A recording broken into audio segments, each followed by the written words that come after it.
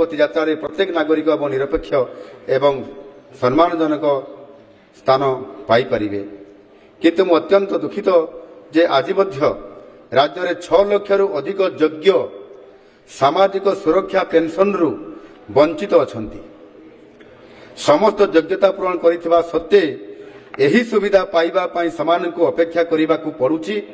କେତେବେଳେ ପୂର୍ବ ହିତାଧିକାରୀଙ୍କର ମୃତ୍ୟୁ ଯୋଗୁଁ ଖାଲି ସ୍ଥାନ ସୃଷ୍ଟି ହେବା ପର୍ଯ୍ୟନ୍ତ। ଏହା ରାଜ୍ୟର ବୃଦ୍ଧ ଏବଂ ଅସହାୟ ନାଗରିକମାନଙ୍କର ପ୍ରତି ଏକ ଅନ୍ୟାୟ। ପୂର୍ବତନ ସରକାର ଏହି ସମସ୍ୟାର ସମାଧାନ ପାଇଁ କୌଣସି ପଦକ୍ଷେପ ଗ୍ରହଣ କରିନଥିଲେ। ଆମ ସରକାର ଏହାକୁ ଏକ ଗୁରୁତର ଅସଙ୍ଗତି ଭାବେ ସ୍ୱୀକାର କରୁଛି ଏବଂ ଏହାର ସମାଧାନ ପାଇଁ ମଧୁବାବୁ ପେନସନ ଯୋଜନା ଅଧୀନରେ ସମସ୍ତ ଯୋଗ୍ୟ ବ୍ୟକ୍ତିଙ୍କୁ ପରିପୃକ୍ତ ବା ସାଚୁରେସନ ମୋଡରେ ଅନ୍ତର୍ଭୁକ୍ତ କରିବା ପାଇଁ ନୀତିଗତ ନିଷ୍ପତ୍ତିର ପ୍ରସ୍ତାବ ରଖିଛି।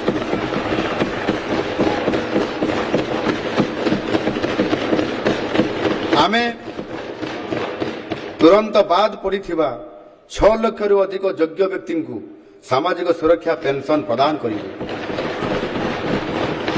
ଏହା ସହିତ ଭବିଷ୍ୟତରେ ଯେତେବେଳେ କୌଣସି ବ୍ୟକ୍ତି ଆବଶ୍ୟକ ଯୋଗ୍ୟତା ପୂରଣ କରିବେ ସେମାନଙ୍କୁ ଏହି ସୁବିଧା ପାଇବା ପାଇଁ ଆଉ ପୂର୍ବ ହିତାଧିକାରୀଙ୍କର ମୃତ୍ୟୁ ଦ୍ୱାରା ଖାଲି ଥିବା ସ୍ଥାନ ସୃଷ୍ଟି ପର୍ଯ୍ୟନ୍ତ ଅପେକ୍ଷା ନ କରି ତୁରନ୍ତ ଯୋଜନା ଅଧୀନରେ ଅନ୍ତର୍ଭୁକ୍ତ କରାଯିବ। ଏହି ପଦକ୍ଷେପ ଆମ ନାଗରିକମାନଙ୍କର ପାଇଁ ସାମାଜିକ ସୁରକ୍ଷାକୁ ଆହୁରି ସୁଦୃଢ଼ କରିବାର ସୁଦୂର ପ୍ରସାରୀ ପ୍ରଭାବ ପକାଇବ। ମହିଳା ସଶକ୍ତିକରଣ ଅଧୀନରେ ଆମ ସରକାରଙ୍କର ଏକ ଲକ୍ଷ୍ୟ ହେଉଛି ପ୍ରତ୍ୟେକ ଝିଅ ସ୍ନାତକ ପର୍ଯ୍ୟନ୍ତ ଶିକ୍ଷା ସମାପ୍ତ କରିବା। ଏହି ଉଦ୍ଦେଶ୍ୟ ପାଇଁ ମୁଖ୍ୟମନ୍ତ୍ରୀ କନ୍ୟା ସୁମଙ୍ଗଳ ନାମରେ ଏକ ନୂତନ ଯୋଜନା ଆରମ୍ଭ କରିବାକୁ ପ୍ରସ୍ତାବ ଦେଉଛି, ଯାହା ଆର୍ଥିକ ଦୁର୍ବଳ ପରିବାର ବର୍ଗର ପରିବାରର ଜନ୍ମ ହୋଇଥିବା ଝିଅଙ୍କ ନାମରେ 20,000 ଟଙ୍କାର ଏକ ସଞ୍ଚୟ ଉପକରଣ ସୃଷ୍ଟି କରାଯିବ। ସ୍ନାତକ ସମାପ୍ତ କରିବା ପରେ ତାକୁ 1,01,000 ଟଙ୍କା ପ୍ରଦାନ କରାଯିବ।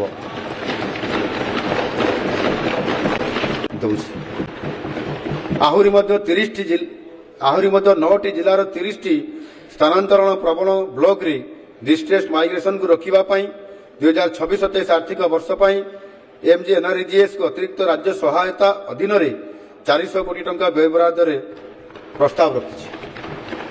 ଦୁର୍ଦ୍ଦଶା ଜନିତ ସ୍ଥାନାନ୍ତରଣ ଡିଷ୍ଟ୍ରେସ ମାଇଗ୍ରେସନର ମୂଳ କାରଣଗୁଡ଼ିକ ସ୍ଥାୟୀ ଭାବେ ସମାଧାନ ପାଇଁ ଡାଲ ଖାଇ dignified access to livelihood, knowledge, health and allied infrastructure ଡାଲ ଖାଇ ନାମକ ଏକ ନୂତନ ପ୍ରୟାସ ଆରମ୍ଭ କରିବାକୁ ପ୍ରସ୍ତାବ ରହିଛି।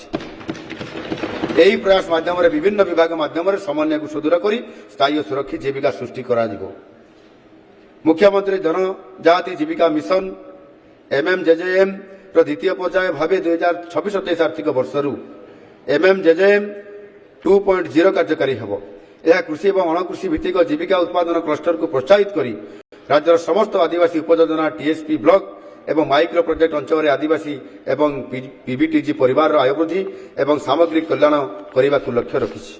2026-27 ଆର୍ଥିକ ବର୍ଷରେ 1.6 ଲକ୍ଷ ଜନଜାତି ପରିବାରର ଏବଂ ଆସନ୍ତା 5 ବର୍ଷରେ ସମୁଦାୟ 8 ଲକ୍ଷ ପରିବାରଙ୍କୁ ଏଥିରେ ସାମିଲ କରାଯିବ।